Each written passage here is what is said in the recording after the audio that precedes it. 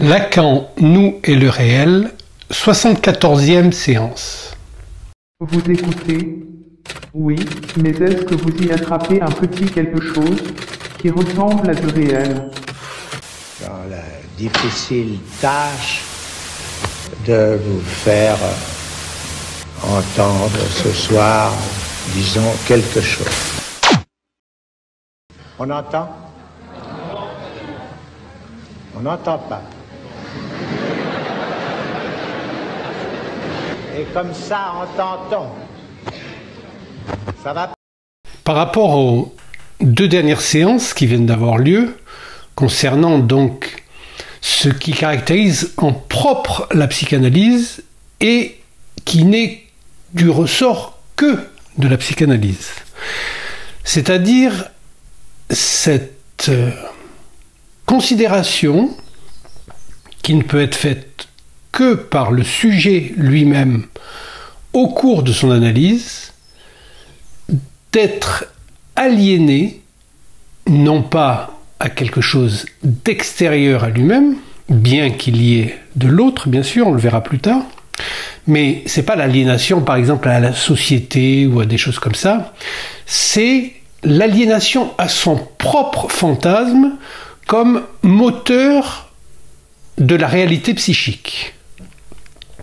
La réalité psychique, vous vous souvenez, c'est presque un pléonasme, puisque la réalité, pour la psychanalyse, s'inscrit dans la même lignée que celle décrite par Hegel. Donc, la fin, l'acmé de l'idéalisme allemand, où l'aboutissement, c'est de considérer que le sujet est l'auteur de sa propre réalité. Nous voyons là, donc, le passage entre les considérations qui ont été faites concernant l'abandon par Freud de ses neurotica. C'est-à-dire, je vous le rappelle, que Freud, à un moment, se pose la question et se dit en écoutant ses patients, et notamment ses patientes, mais c'est pas possible que tous les pères viennois soient à ce point des pervers. Et donc, il en conclut alors que non pas les patientes mentent, ne disent pas la vérité, ou lui-même s'est trompé dans sa conception psychique. Non, ce qu'il découvre à ce moment-là, c'est que le fantasme lui-même a une puissance traumatique. Et donc c'est à partir de là, justement, que le travail sur la pulsion en tant qu'être de mythe, être de mythe, c'est entendre, entendre comme le fantasme est quelque chose de l'ordre d'une parole. D'ailleurs, Lacan le dit très bien dans Joyce le symptôme. Les pulsions, c'est l'écho dans le corps du fait qu'il y a à dire. Donc, la pulsion est de l'ordre primordialement du dire, puisque c'est un mythe, selon les termes de Freud, un mythe grandiose quant à son indétermination. Donc il s'agit là de revenir sur cette notion-là pour explorer un peu en quoi ce qui se prétend aujourd'hui la psychanalyse, notamment dans les écoles psychanalytiques qui ont adoubé tous les délires discursifs dont on est abreuvé régulièrement, que la psychanalyse ne peut être rien d'autre qu'un discours et une clinique du discours, c'est-à-dire une capacité de discernement d'où se situe le sujet de l'énonciation dans ses énoncés. Et pour ça, nous allons prendre un exemple dans Lacan, qui est un exemple très intéressant parce que ça montre que Lacan est exactement dans la même dynamique pédagogique, mais aussi d'enseignement, c'est-à-dire il se laisse enseigner par sa pratique, et donc il revient sur un cas qu'il a présenté dans un de ses premiers séminaires, je crois que c'est dans la relation d'objet, où il parle d'un patient, à l'époque, puisqu'on ne disait pas encore analysant, on n'en était pas encore arrivé à cette dynamique particulière qui constitue la pratique analytique, comme quoi c'est l'analysant qui fait son analyse. L'analyste lui-même est là pour guider la cure et justement lui faire entendre à quel point son aliénation est une aliénation à son fantasme. Donc, il statue sur le cas d'un certain Yves, je crois qu'il s'appelle, et qui est analysé par Ruth Lebovici.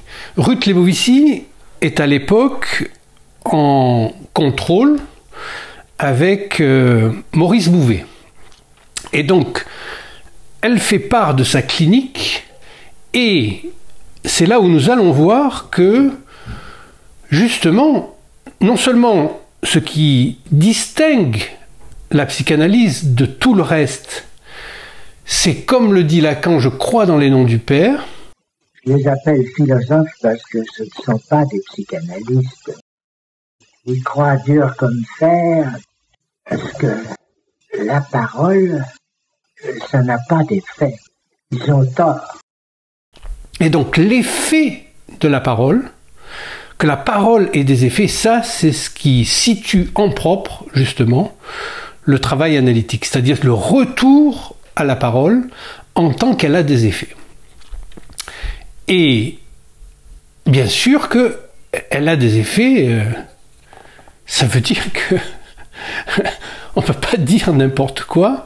Et là, justement, Lacan, un peu à la manière de Freud dans ses Neurotica, disons, ça, un peu à la manière de Freud quand il révoque ses Neurotica, quand il les abandonne, il se dit, dans un premier temps, en écoutant cette clinique qui conclut à une phobie. Alors, le garçon a une grande taille, il est extrêmement complexé par sa taille, il a toujours la tête baissée et un peu hâtivement, comme ça, elle en conclut à une forme de phobie, ce qui est déjà curieux comme diagnostic. Mais, disons, Lacan ne s'attarde pas là-dessus. Mais là où il y a réellement un problème, c'est que, justement, par rapport à ce que je vous dis là sur la différence entre la réalité, donc il y a deux mots en allemand, je vous rappelle, hein, Wirklichkeit et Realität,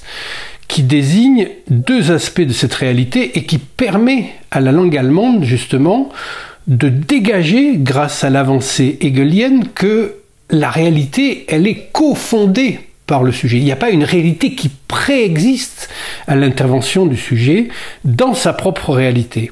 Et donc, la réalité en tant qu'elle est dans sa dimension originelle, fondée par le sujet lui-même, puisqu'il faut qu'il y ait cette inscription du symbolique qui creuse son sillon dans le réel, eh bien, l'analysant, lui, disons le patient de Ruth Lebovici, lui décrit une situation où il éprouve une très grande excitation sexuelle à la vue d'une femme qui urine. Et là, bien que Lacan, dans un premier temps, il a juste une forme de, disons, de suspicion, de question par rapport à ce qui se passe. Eh bien, il ne s'attarde pas là-dessus et il rend hommage, d'une certaine manière, au travail de Ruth Lebovici, mais il y a quelque chose qui plane, il y a quelque chose qui n'a pas été correctement abordé. Donc il y revient quelques années plus tard, et puis là, il revient sur la clinique et il trouve ce qui ne va pas. Et ce qui ne va pas, bien sûr, il ne le dit pas en ces termes dans lesquels je vais vous le dire, parce que pour ça, il faut encore beaucoup d'années de recul pour arriver à le dire comme ça. Mais ce qui s'est passé, c'est que, d'une certaine manière, l'erreur d'interprétation de Ruth Lebovici, qui s'est mise dans une position, là, en faisant une interprétation à son analysant, qui n'en est pas une, puisque je vous rappelle que l'interprétation, ça porte sur l'équivoque signifiante, essentiellement. C'est pas une herméneutique, la psychanalyse. C'est pas le passage d'un sens à un autre sens. C'est au contraire un arrêt pour retrouver le réel en tant qu'il est hors sens, au bord du sens. Nous avons besoin de l'équivoque précisément pour l'analyse. Nous avons besoin de l'équivoque c'est la définition de l'analyse, parce que, comme le mot l'implique, l'équivoque est tout de suite vers le sexe. Le sexe, je vous l'ai dit, c'est à dire. Et là, quand le patient lui décrit cette situation d'excitation pour lui à la vue d'une femme qui urine, eh bien, Ruth Lebovici commet cette erreur de se placer du point de vue du bon sens, justement, de la réalité, telle que on l'emploie dans son acception laxiste, comme s'il y avait une réalité qui vaut pour tous et à tout moment. Et donc, elle lui dit, ah bah oui, c'est sûr, c'est plus facile de regarder une fille comme ça faire ses besoins, uriner, que d'aller lui adresser la parole et d'essayer d'avoir un commerce sexuel avec elle.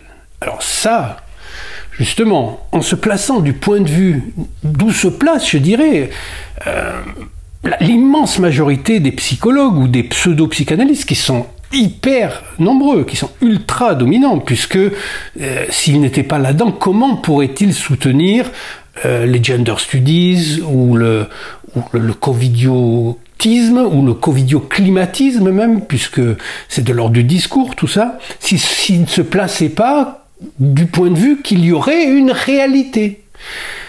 Bien sûr qu'il y a une réalité, mais cette réalité, elle est cofondée par le sujet lui-même, et ce qui compte en psychanalyse, c'est la part du sujet dans la constitution de cette réalité. Et donc, quand il entend ça, bien sûr, il y entend aussi, paradoxalement, une forme d'encouragement qui va l'amener, non pas à passer à l'acte, mais à se mettre dans une position de perversion transitoire. C'est-à-dire, il va dériver des possibilités de sortie de sa névrose vers une déviance de sa névrose vers la perversion, sans aller jusqu'à, bien sûr, la structure perverse. Parce que vous savez que la structure perverse, ça n'a rien à voir avec la perversité ou les traits pervers. Hein. Nous sommes dans des nuances, là. Donc, il va se retrouver à aller au cinéma pour épier les toilettes des femmes et jouir de cette position-là de voyeurisme. Eh bien, cette, disons, cure telle que l'analyse Lacan, il la reprend, je crois, dans Le désir et son interprétation, eh bien, ça va lui faire apparaître au grand jour ce qu'il en est réellement de cette notion de fantasme, de pulsion. Ce sont des mots qui ont une consonance très proche en psychanalyse, puisque ça va permettre à Lacan de redéployer la manière dont apparaît le fantasme dans la vie de l'enfant, et qu'est-ce qu'il en est du rapport du fantasme au désir, et qu'est-ce qu'il en est aussi du rapport du désir à l'être. Même les philosophes, c'est vrai que c'est sur le tas, avec Spinoza, étaient arrivés à ça, que l'essence de l'homme est le désir. C'est vrai qu'ils ne mesuraient pas bien à quel manque du désir répond. À quelque chose, il faut bien le dire, de fou. Quoi, pendant longtemps, on a substitué la perfection attribuée à l'être suprême. Cet accent sur l'être, c'est ce qu'il y a de fou. L'être se mesure au manque propre à la norme. Il y a des normes sociales, faute de toute norme sexuelle. Voilà ce que dit Freud.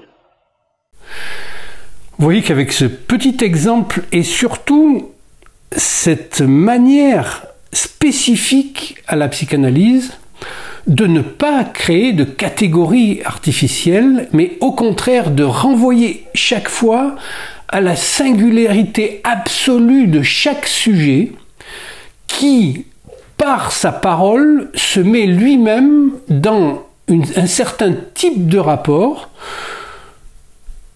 à son désir qui passe forcément par le fantasme. Donc, ce que montre Lacan, justement, c'est que l'erreur qui est faite là par Ruth Lebovici est de vouloir situer le patient dans son désir. Je dis patient, mais aujourd'hui vous savez que c'est l'inverse, c'est le psychanalyste qui doit être patient. L'analysant fait son travail et il s'agit de ne pas brusquer ce travail-là parce que c'est le temps de l'inconscient de chacun des analysants qui est en jeu. Et donc c'est à lui d'arriver à une parole qui lui fasse passer des étapes dans ce cheminement-là, de récupérer sa position en tant qu'elle est une certaine forme d'aliénation au fantasme, le fantasme lui-même étant ce qui ouvre l'accès au désir. Alors, c'est un peu, ça vous paraît peut-être un peu, disons, compliqué, ça ne l'est pas. On va revenir sur cet exemple simple, notre petite phénoménologie que depuis quelque temps nous mettons en place avec cette scénographie de la mère et de l'enfant. Donc vous vous souvenez que l'enfant, le bébé, quand il est au bras de sa mère, va se situer et il n'est rien d'une certaine manière. Son corps lui a été arraché, on l'a déjà vu, et donc son corps c'est le corps de la mère, et afin de compenser ce vide-là, il va essayer de se fixer sur une position. Donc c'est une position dans la structure, il n'en sait rien encore, mais c'est pas une position géographique, c'est une position de la structure, c'est du point de vue des vides et des manques du langage qui va se placer. Il va essayer de se mettre dans la position, occuper la place du désir de la mère. Donc son désir, on peut dire, c'est toujours un désir de désir, c'est le désir d'être désiré. Et ce faisant, il va se propulser, se projeter, mais propulser c'est peut-être mieux, parce qu'il y a déjà la pulsion, là il y a déjà du langage. Puisque même s'il ne parle pas encore, qui ne fait que vagir, il est déjà un être de langage qui est équipé d'un bloc audio-vocal qui fait de lui un corps parlant, et donc un corps qui est appelé par la parole. Et il va se situer. Donc, ce faisant, il s'arrache à lui-même. Mais cet arrachement, il ne peut le constater qu'après coup. Parce qu'en essayant de se propulser quelque part pour correspondre au désir de la mère, il y perd quelque chose. Donc là, on peut dire que la perte qu'il y a dans le marchand de Venise, hein, la livre de chair, on peut dire qu'elle se perd là. C'est-à-dire à se trouver dès les origines, à occuper une place qui est une place dans la structure, c'est-à-dire dans les manques et les vides du langage afin de correspondre au désir de l'autre. La mère, c'est l'autre, dans ce premier temps, ce grand autre.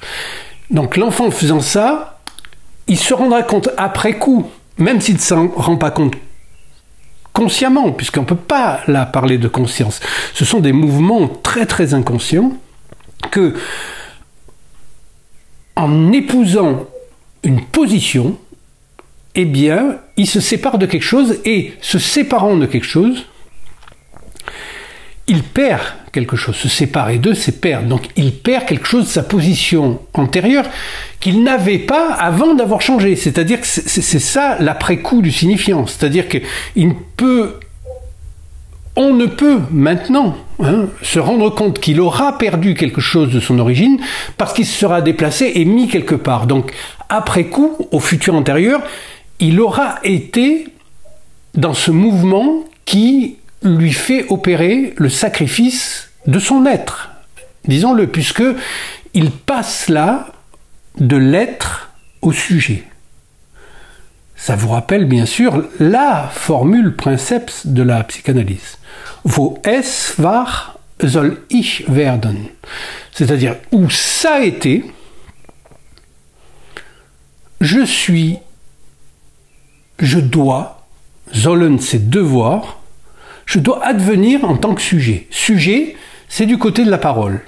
Donc, c'était là, et puis, il n'y a qu'après coup, quand je me suis précipité vers mon devenir en tant que sujet, que je me rends compte que j'aurais été auparavant quelque chose qui n'était pas encore ce sujet, qui était de l'ordre de l'être. C'est pour ça que c'est de l'ordre d'un sacrifice qui ne peut se concevoir qu'après coup.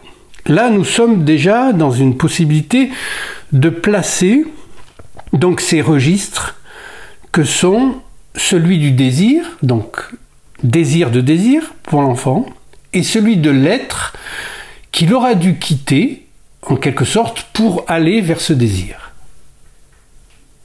Dans l'analyse que Lacan fait du cas Yves chez Ruth Lebovici, eh bien, il lui reproche après coup, quelques années après, parce qu'il a réfléchi entre-temps, comme Freud après a réfléchi pour abandonner ses neurotica, et il se dit, en fait, elle a essayé de le placer du point de vue du désir, parce qu'elle n'a pas eu conscience, en disant ce qu'elle disait par rapport à cette espèce de remarque là, du pseudo-bon sens, du sens commun, de dire bah oui, c'est plus facile quand même de la regarder de loin que d'aller l'aborder et de lui parler.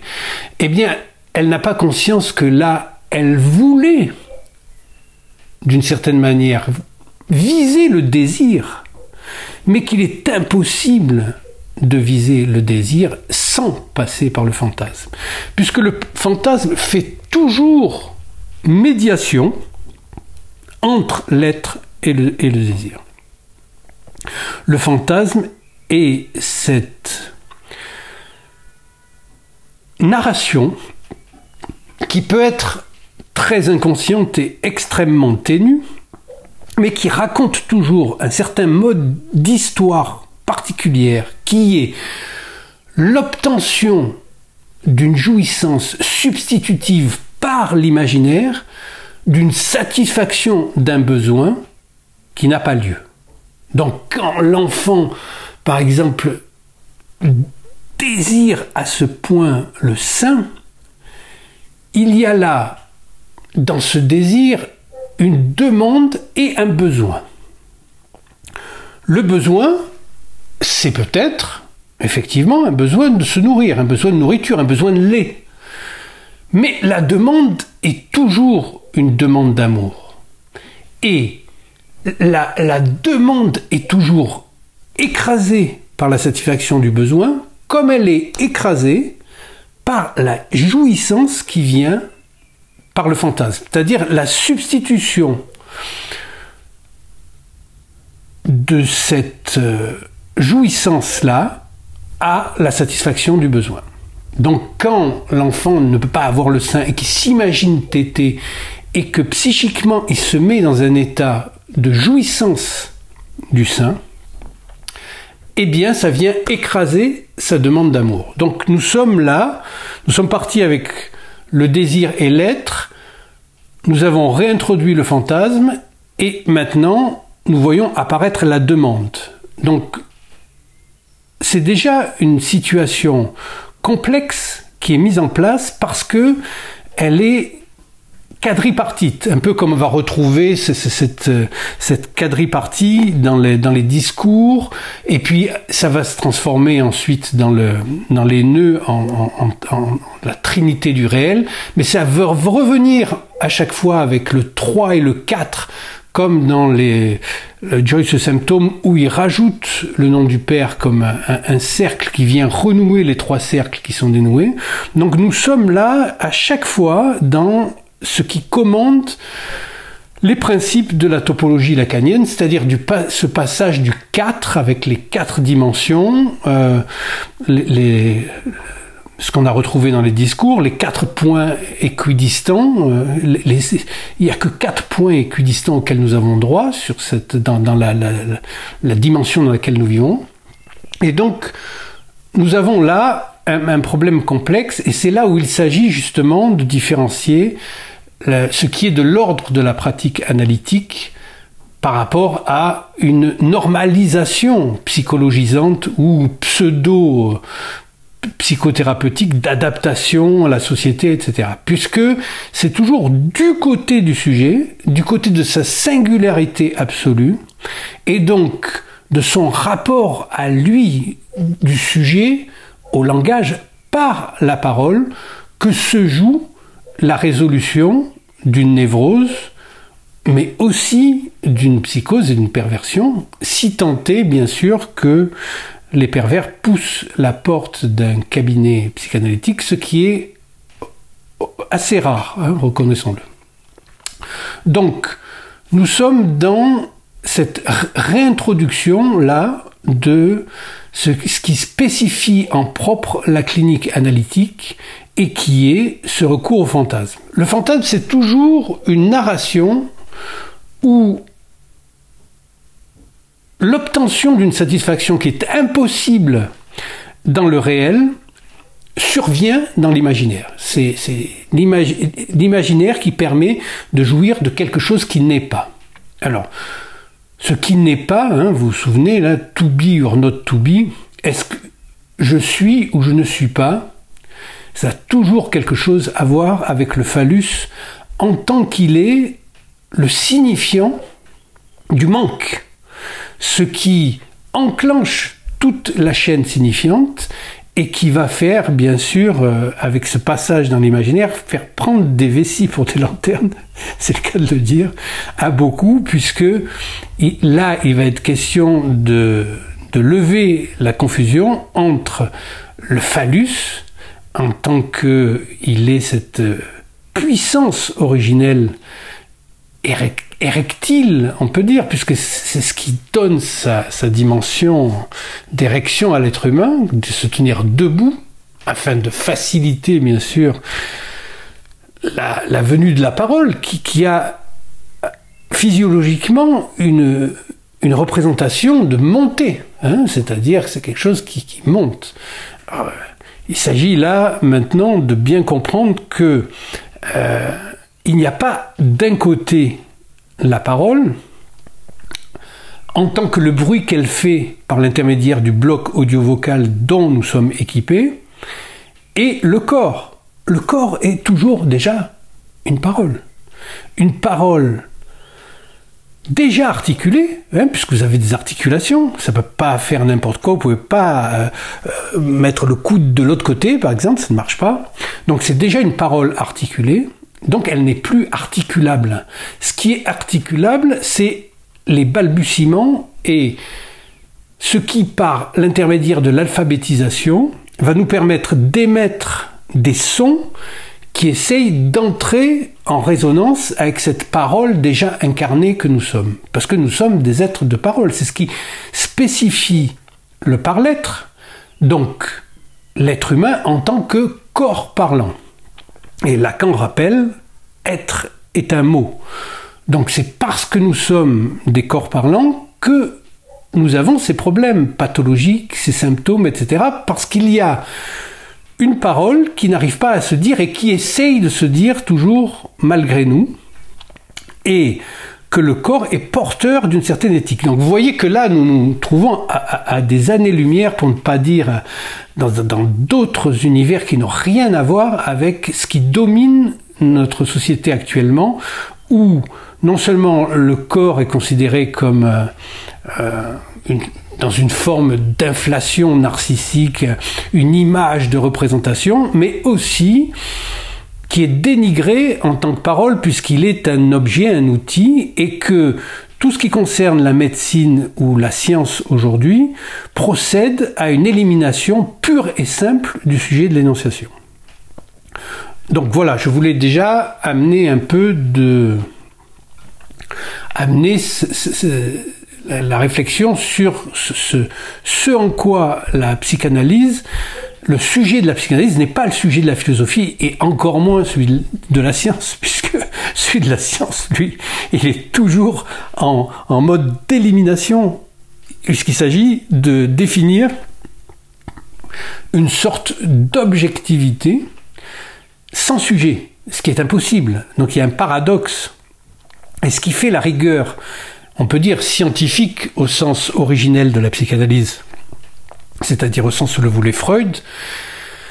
Science, c'est le savoir, donc c'est la rigueur d'étudier avec une logique qui soit implacable, aussi bien l'objet d'étude que le sujet qui étudie lui-même.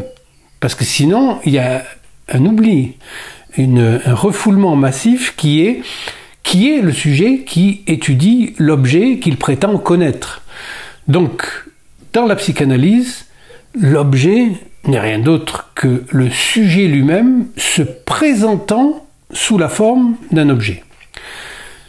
Là, bien sûr, c'est là où nous entrons dans la formule du fantasme, hein, et c'est par là, justement, que Lacan aborde cet accès du sujet, non pas par la recherche du sujet dans la chaîne des signifiants, puisque le sujet est toujours en aphanésis dans la chaîne des signifiants.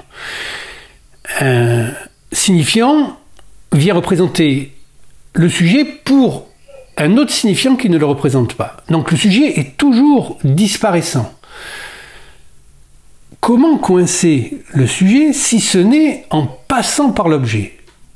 Ça, c'est ce qu'il met en scène de manière absolument rigoureuse et fantastique, c'est le cas de le dire, parce que c'est l'objet du fantasme, donc fantastique dans la relecture qu'il fait de Hamlet de Shakespeare. C'est à partir de la considération d'Ophélie, dont il déconstruit bien sûr le nom en tant qu'elle serait une représentante du phallus,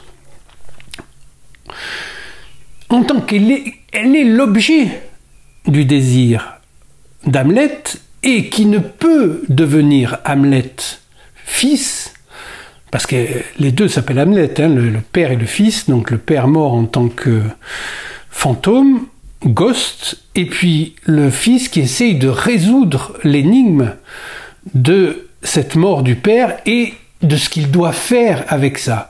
Et son sujet étant toujours en aphanésis, impossible à coincer, eh bien Lacan va passer par l'objet Ophélie et tout va se dénouer à partir du moment où, dans la fameuse scène des fous fossoyeurs, l'objet là a chuté et Hamlet peut récupérer cet objet et cet objet peut à son tour nous donner accès au sujet. Cette notion de fantasme, donc, en revenant sur Ruth Lebovici, eh bien, elle se mesure à, par exemple, la pulsion scopique telle que le patient Yves la vit, c'est-à-dire de se mettre en scène comme voyeur.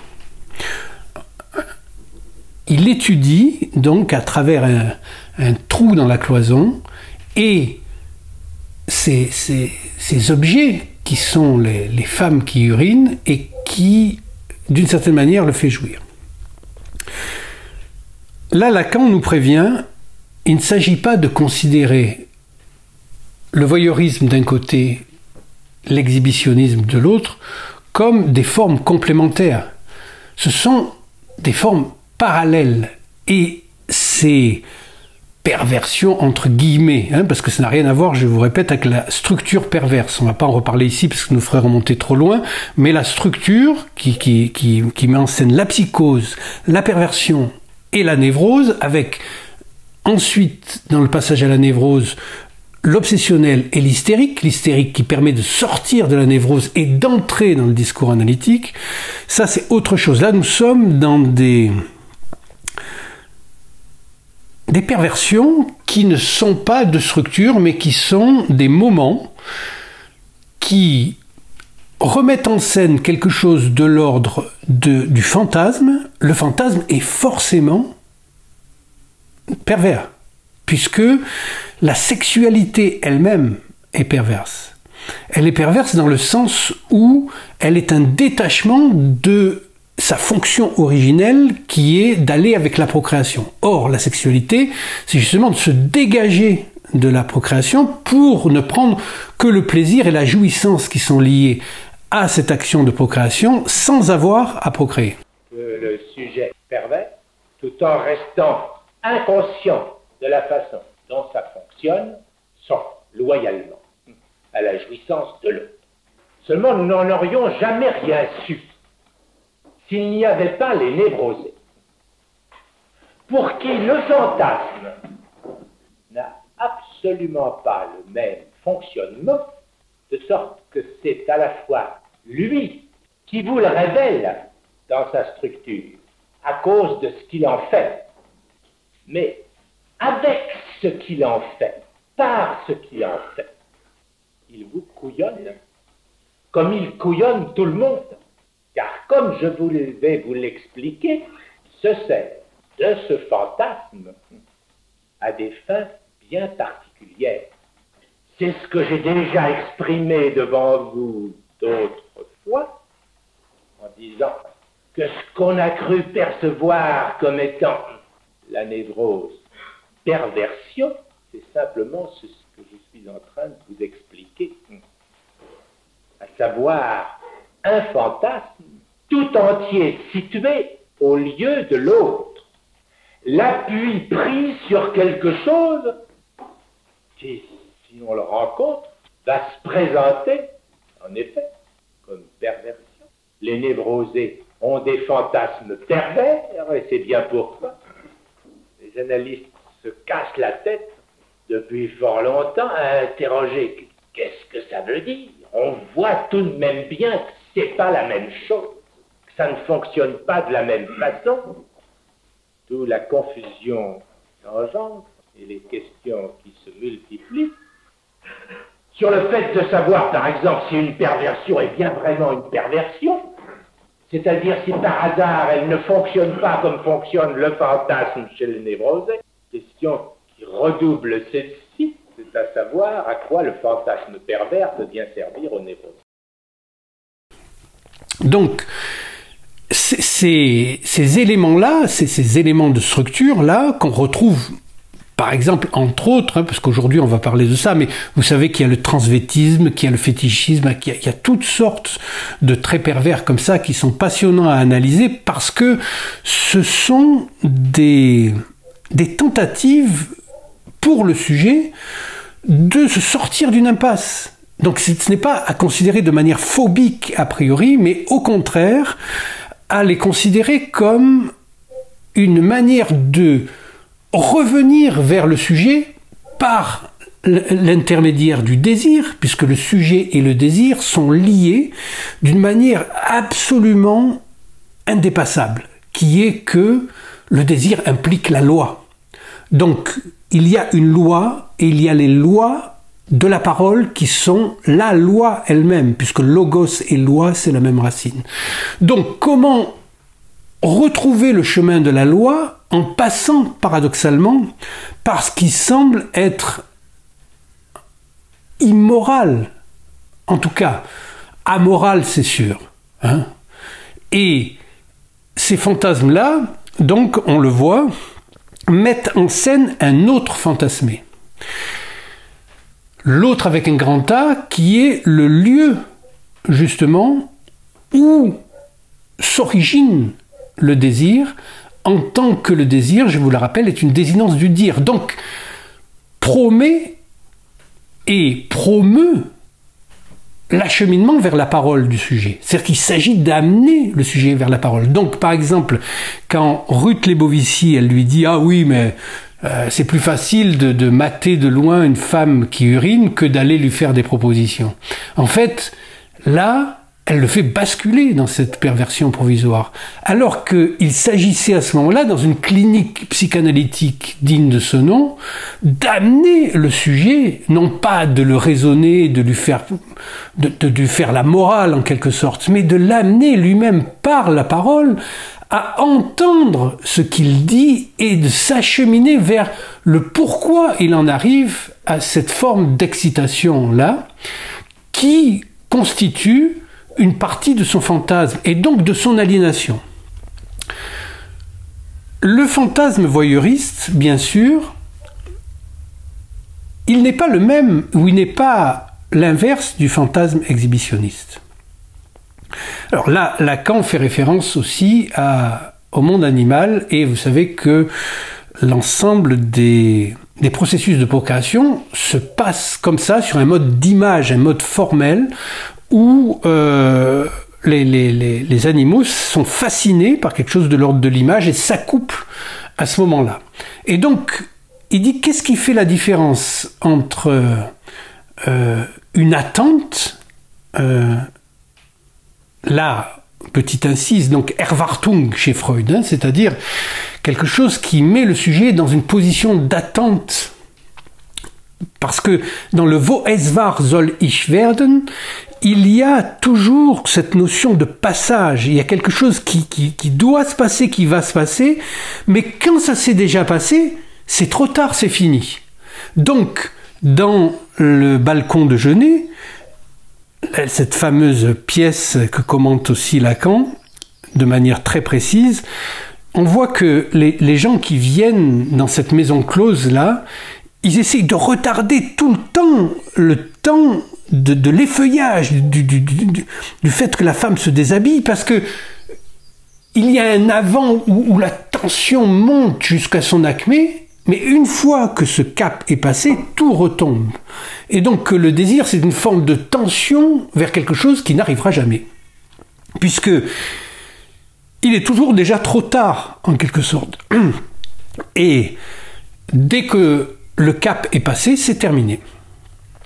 Donc cette notion-là de voyeurisme, elle est de maintenir quelque chose de l'ordre d'une attente, et cette attente-là, elle met en scène bien sûr un autre qui soit répondant de cette attente. Alors bien sûr, l'autre ne doit pas savoir qu'elle est vue, mais pour le sujet, ne sachant pas qu'elle est vue et qu'elle donne accès à une certaine jouissance malgré elle, en quelque sorte, eh bien, cette jouissance est portée à son acmé si elle répond en faisant quelque chose de l'ordre d'une exhibition spontanée, en quelque sorte, sans pour autant savoir qu'elle sait qu'elle est regardée. Et donc là, vous avez l'acmé de la jouissance du voyeur, du voyeurisme. Et là, il ne peut pas y avoir, disons, de déception, parce que soit c'est une attente Erwartung jusqu'au dernier moment, mais si ça ne se passe pas, la tension reste à l'infini et donc est reconductible, ce qui n'est pas le cas avec l'exhibitionnisme, qui est la partie, disons, même si ce sont deux lignes parallèles, l'exhibitionnisme est un peu plus pervers encore, hein, dans le sens où la perversion va un cran plus loin, puisque là, il peut y avoir une déception par rapport au fait de s'exhiber. Donc l'exhibitionniste suppose toujours un autre aussi, mais cette fois qu'il fait être. C'est-à-dire que autant le voyeur peut très bien jouir de manière solitaire et sans que l'autre n'en sache rien, comme c'est le cas de Yves dans ses cabines là de toilettes du cinéma, qu'il va fréquenter assez souvent. Mais pour l'exhibitionniste, en fait, il y a le fait d'attendre que l'autre le voie et qu'il sache à ce moment-là, qui se voit voyant celui qui se veut vu. Donc, il y a là une forme d'attente et de mise en scène qui correspond donc à cette notion de fantasme. Et le fantasme, donc, ça a quelque chose à voir avec la fente. Hein. La fente, bien sûr, qui caractérise la femme, c'est aussi le seul réel auquel nous avons accès, dit Lacan, c'est la fente dont se définit le sujet. Donc, c'est sa fente à lui. Et la fente, là, dans l'exhibitionnisme, c'est par exemple cet imperméable qu'on ouvre, ou cette fermeture éclair, ou je ne sais quoi. Mais en tout cas, c'est une fente. Et ce qu'il y a de l'autre côté, donc, ce qui est donné à voir, c'est à la fois trou et éclair. C'est-à-dire que, bien sûr qu'il n'y a pas d'objet, puisque l'objet qui est cherché est un objet qui n'existe pas, c'est le phallus lui-même. Mais le phallus, non pas en tant qu'il est représenté par un pénis en érection, mais c'est pas ça. Ce qui est cherché, c'est quelque chose qui appartiendrait au monde du langage, au monde du fantasme en tant qu'objet, c'est pour ça que c'est l'objet petit a, et que l'objet petit a, dans la formule du fantasme, vous vous souvenez, S barré, poinçon, objet petit a, ça veut dire que le sujet et l'objet sont comme les deux pôles, ce sujet barré qui est toujours en aphanisis, qui n'apparaît jamais, et cet objet petit a qui est impossible, qui est réel, donc qui est impossible, ils sont de chaque côté de l'équation, parce que dès que le sujet peut toucher quelque chose, tout s'évanouit, d'un côté ou de l'autre. C'est impossible à cerner, puisque c'est vraiment même la notion même de définition de la structure. La structure, c'est la relation entre les termes qui créent les termes. Donc c'est pas les termes qui préexistent la relation. Il n'y a pas d'abord ça et ensuite la relation entre eux. Ça, c'est la manière, disons, stupide, rationnelle de se représenter les choses. C'est la forme de géométrie basique et qui amène qu'à des impasses, puisque il est fait là, disons, abstraction de cette notion d'inconscient, qui est une notion qui a quelque chose à voir avec la structure, hein. Pas le structuralisme, c'est-à-dire en fait d'oublier dans cette notion de structure le sujet lui-même, mais de mettre en relation le sujet et l'objet dans cette tension-là que représente la relation structurelle, donc qui a un rapport avec la parole et le langage. Donc l'exhibitionniste, étant dans cette position-là, il donne à voir quelque chose qui est invisible, bien sûr. Et c'est représenté par le fait que ce soit simultanément un éclair, c'est-à-dire quelque chose qui aveugle, c'est-à-dire qu'on ne voit pas, et la fente, c'est-à-dire une ouverture. Cette ouverture, c'est la béance. C'est la béance de l'inconscient. C'est à partir de là que nous pouvons... Le plus intéressant à voir, c'est la béance elle-même. C'est cette ouverture qui ouvre aux possibilités de l'inconscient. Alors, pour revenir sur cette notion d'éclair, il y a un très beau passage dans une petite nouvelle de Kundera, dont je ne me souviens plus le titre, mais dans une histoire comme ça, un homme essaye de retrouver une femme avec qui il doit régler des comptes. Elle travaille dans un atelier de couture en Tchécoslovaquie. Il y a plein de femmes partout. Il l'a vue, il dit qu'elle est très belle. Et il essaye de la retrouver, il est sûr de la retrouver. Sauf que ce « elle est très belle » l'a aveuglée. Exactement comme l'éclair dont je vous parle. Et donc, il croit qu'elle est blonde et qu'elle est grande. En vérité, elle est brune et pas très grande. Et évidemment, il ne va pas la reconnaître parce qu'il a été aveuglé par sa beauté. Donc, il ne va pas pouvoir la retrouver dans toutes ces femmes-là, alors qu'elle y est. Donc là, vous avez la notion de à la fois trou et éclair qui concerne le réel de l'objet. L'objet réel, ça ne veut pas dire que l'objet est réel. Ça veut dire le réel de l'objet, c'est que ce n'est pas cet objet-là. C'est le phallus lui-même, en tant qu'il est le signifiant qui nous entraîne dans cette dynamique de la chaîne signifiante qui fait que nous allons être guidés toute notre vie par un inconscient, et le défilé des signifiants dans cette chaîne-là va déterminer notre sujet et ce qui se passe pour nous, ce qui nous arrive dans la vie. Et la seule manière que nous ayons d'intervenir là-dedans, c'est justement de rapprocher le sujet de nos énoncés avec le sujet de notre énonciation pour nous rendre compte qu'il n'y a pas d'autre aliénation pour le sujet que son aliénation au fantasme qui lui ouvre l'accès à son désir en tant que le désir, c'est l'acheminement vers son dire à lui, qui le constitue en tant que sujet. Cette notion de fantasme, nous l'avons déjà abordée, et c'est intéressant de le revoir maintenant, avec bien sûr la matrice formelle du fantasme telle que l'a décrite Freud dans « On bat un enfant ».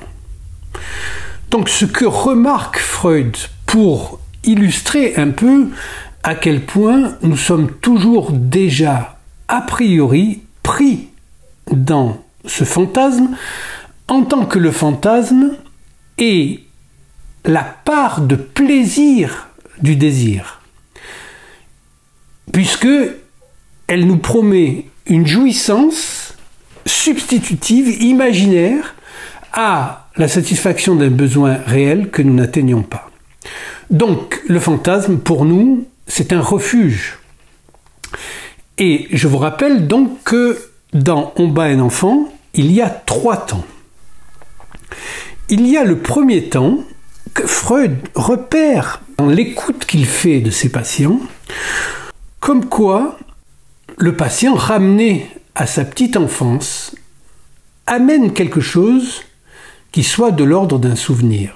Là, maintenant, nous sommes en alerte parce que nous savons que le souvenir, comme on l'a vu avec les neurotica, ça peut être quelque chose qui s'est réellement passé ou seulement quelque chose qui a été imaginé à partir d'une situation réelle. Ça nous est tous arrivé, ça s'appelle un souvenir écran. Et donc, il y a des années, vous êtes allé quelque part, vous avez cru que c'était ça et ça, mais sauf que ça, vous l'avez rêvé. Ça n'empêche pas qu'il y avait une situation réelle, mais le fantasme a pris la place, disons, de votre souvenir, et il n'y avait pas d'objectivité, puisque c'était vos propres projections, votre propre imaginaire qui a déterminé donc le souvenir et les formes spécifiques du souvenir. Donc, le patient raconte un souvenir comme quoi le père ou quelqu'un ayant une autorité de type paternel, c'est-à-dire le professeur, l'instituteur, quelqu'un qui a une position paternelle, bat un enfant. Et cet enfant est considéré comme un rival. Donc, vous savez qu'on retrouve ça chez Saint-Augustin dans un très beau passage là du frère de lait, en quelque sorte. C'est-à-dire que l'enfant qui voit un autre enfant téter le sein et ça réveille en lui ce que Lacan appellerait une jalouissance, c'est-à-dire une jouissance absolue de la jalousie, alors qu'il n'en a pas besoin, ni peut-être même envie, mais de voir un autre. Donc il y a cette rivalité qui est inscrite en nous depuis le début, comme étant un lieu d'accroche du fantasme. Donc le patient voit le père battre un enfant. Ça veut dire ça que si le père, qui est l'objet d'amour premier, c'est ça où il y a déjà une question, comment, c'est pas la mère, oui, c'est la mère dans son au-delà, c'est ça le père. Le père, c'est la métaphore de la mère, c'est-à-dire une loi auquel elle serait elle-même soumise. Donc c'est le père, mais c'est pas forcément le géniteur, c'est quelque chose qui est de l'ordre du père, donc qui est le représentant du phallus, qui punit un autre enfant. Donc ça veut dire, ce n'est pas l'autre qui l'aime, mais c'est moi. Donc c'est une forme première, disons, d'exclusion de l'autre pour revenir vers moi. Ça, vous vous souvenez, c'est ce qui caractérise l'obsessionnel, puisque l'obsessionnel, lui, il va toujours essayer d'éliminer l'autre. Il faudrait que ce soit que son désir à lui et pas le désir de l'autre, alors que le désir, c'est toujours déjà le désir de l'autre. Le deuxième temps du fantasme, en tant qu'il est un temps reconstruit, ne peut être considéré bien sûr que comme un temps hypothétique. Il n'est jamais énoncé directement.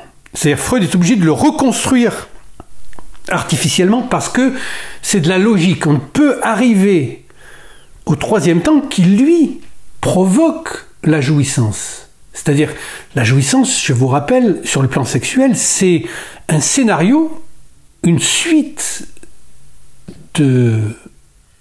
symbolique qui vient amener au plus proche du réel sans le toucher, et là, ça provoque cette jouissance-là. Et pour qu'il y ait cette jouissance-là, le scénario est, disons, ramené au on. C'est-à-dire, d'une certaine manière, désubjectivé vers son objectivation. Donc, c'est on bat un enfant.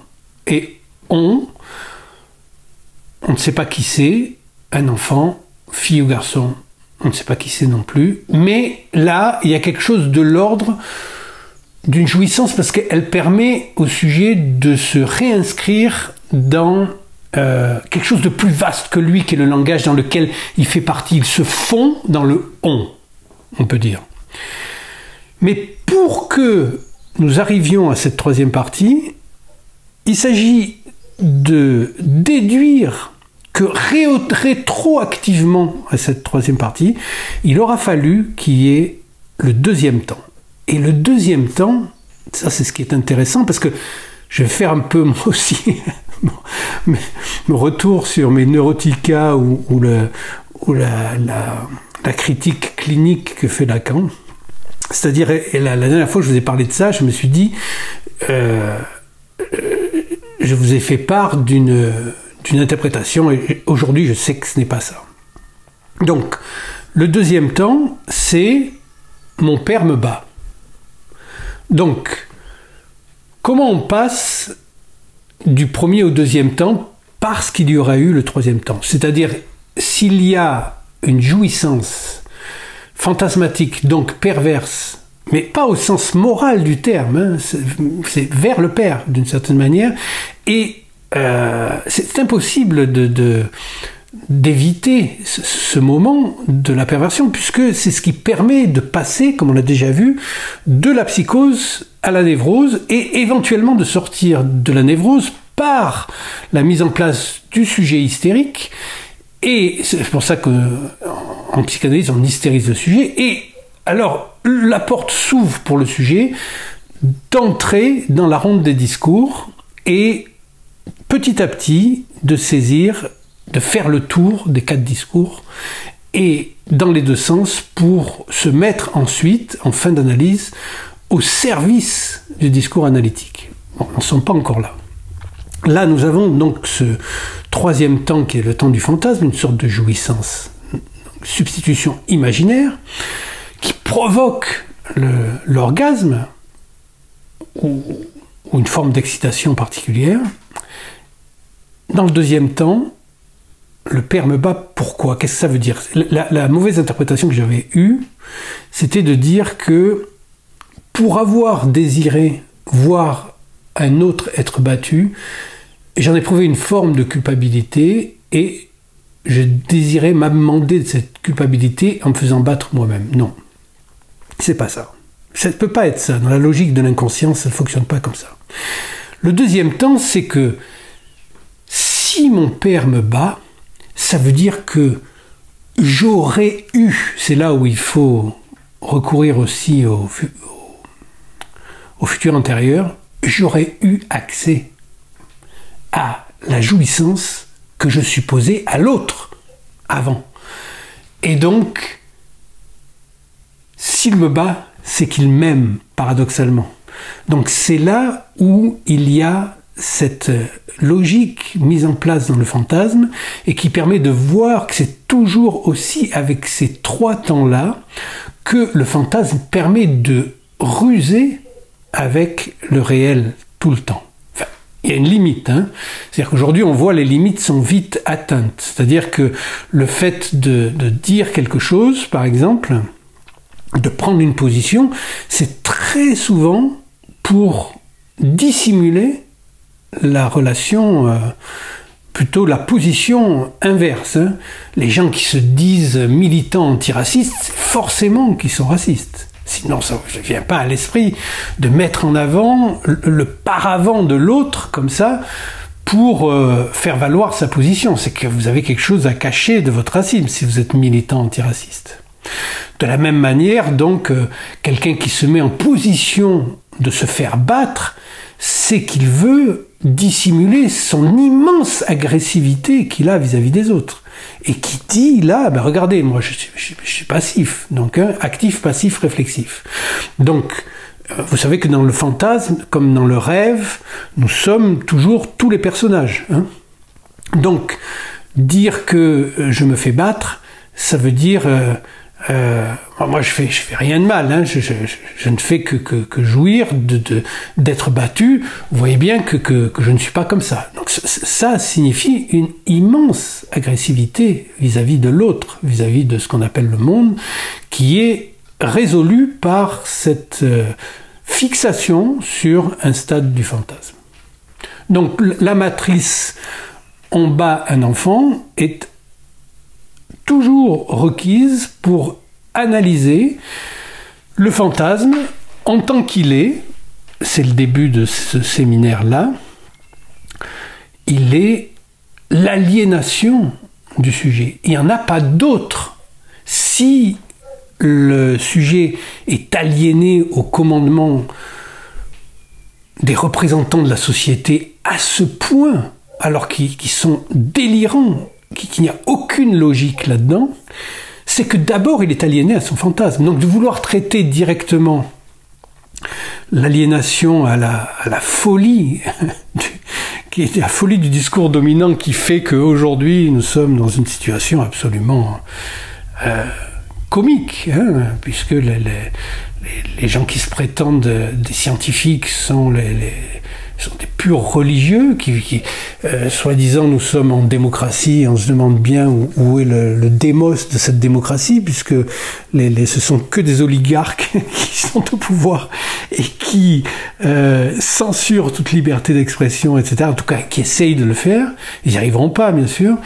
Et nous sommes dans une telle absurdité que vouloir résoudre ça de manière psychologisante, ou sociologisante, ou philosophante, eh bien ça ne peut pas marcher parce que il s'agit de revenir à cette dimension du sujet dans sa singularité absolue et donc à son fantasme, puisque l'aliénation, elle est toujours l'aliénation au fantasme que le sujet découvre en analyse comme le moteur de sa réalité psychique, et la réalité psychique, eh bien, c'est ce qui constitue le monde pour un sujet.